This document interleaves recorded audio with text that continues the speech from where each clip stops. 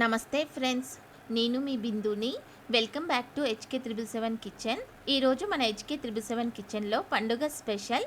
ఈరోజు వీడియోలో ఒక సింపుల్ ప్రసాదము మీతో రెసిపీని షేర్ చేయాలనుకుంటున్నాను. పండుగ రోజు దేవునికి నైవేద్యముగా పెట్టడానికి 5, 9, 11 ప్రసాదాలను తయారు చేసుకుంటాము. ఈ కాబూలి ప్రసాదాన్ని వాటిలో భాగంగా ఈ కాబూలి శనగల ప్రసాదాన్ని మనం దేవునికి నైవేద్యముగా పెట్టవచ్చు. గుడిలో ప్రసాదంగా పంచిపెట్టాలనుకున్న ఈ శనగల ప్రసాదం చాలా బాగుంటుంది. చాలా సులువుగా త్వరగా చేసుకునే ప్రసాదం కాబట్టి ఎవరైనా ఈజీగా చేసేయవచ్చు. మరి ఈ శనగల ప్రసాదాన్ని రుచికరంగా ఎలా తయారు చేసుకోవాలో చూసేద్దాము రండి. ఈ రెసిపీ తయారు చేసుకోవడానికి 1 కప్పు దాకా కాబూలి శనగలను తీసుకొని గిన్నెలో వేసుకోండి. ముందుగా నీళ్లు పోసి రాత్రి అంతా నానబెట్టండి.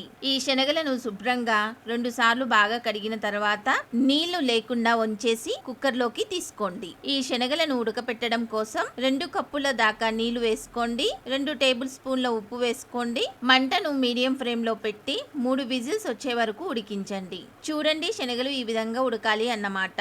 ఇలా ఉడికించిన శనగలను నీళ్లు లేకుండా వంచేసి ఒక గిన్నెలోకి తీసుకోండి. ఇప్పుడు ఈ శనగలను తాలింపు పెట్టుకుందాము. తాలింపు కోసము స్టవ్ మీద పాన్ పెట్టుకొని 2 టేబుల్ స్పూన్ దాకా నూనె వేసుకోండి. నూనె వేడైన తర్వాత ఇందులో 2 నుంచి 3 టేబుల్ స్పూన్లు దాకా తాలింపు గింజలు వేసుకోవాలి. శనగపప్పు, మినప్పప్పు, ఆవాలు, జీలకర్ర, 4 ఎండుమిర్చిలు కూడా చించుకొని వేసుకోండి. తాలింపును దోరగా వేయించండి. తాలింపు కాస్త వేగిన తర్వాత ఇందులోకి 3 లేక 4 పచ్చిమిరపకాయలను చీల్చుకొని వేసుకోండి.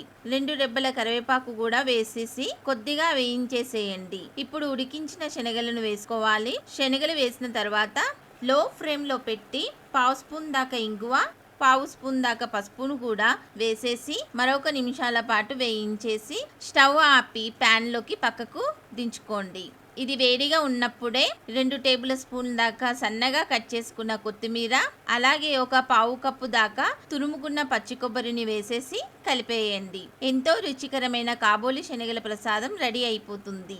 సో దేవునికి ప్రసాదం కింద పెట్టేయవచ్చు. చాలా సింపుల్ గా ఈజీగా తయారు చేసుకోవచ్చు. టేస్ట్ కూడా చాలా బాగుంటుంది. తప్పకుండా కాబూలి శనగల ప్రసాదం మీరు కూడా ఇంట్లో తయారు చేయండి. వీడియో నచ్చితే సబ్స్క్రైబ్ చేసుకోండి, లైక్ చేయండి, బెల్ ఐకాన్ని క్లిక్ చేయండి. ఆ గణనాథునికి సమర్పించి అంతా శుభమే జరగాలి అనుకొని కోరుకుందాం. మీకు ఎలా వచ్చిందో కింద కామెంట్ లో చెప్పడము మర్చిపోవద్దు. మరిన్ని టేస్టీ రెసిపీ కోసము మన ఛానల్ ని ఫాలో అవ్వండి. Thanks for watching.